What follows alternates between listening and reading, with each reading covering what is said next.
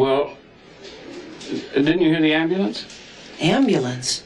Yes, I did. I did hear the ambulance.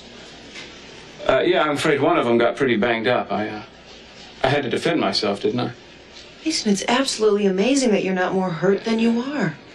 Yeah, I guess so. I'm dripping a little bit. Oh, let me get you a nice pack.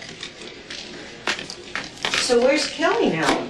Oh, went home, I guess. It was very brave of you. Heidi appreciates me. I'm sorry, but I'm afraid ice is about all we can do for you. Well, I was hoping you'd kiss it and make it better.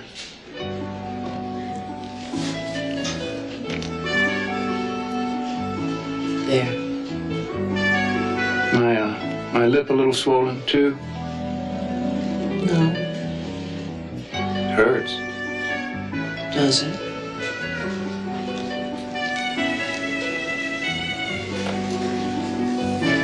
This young man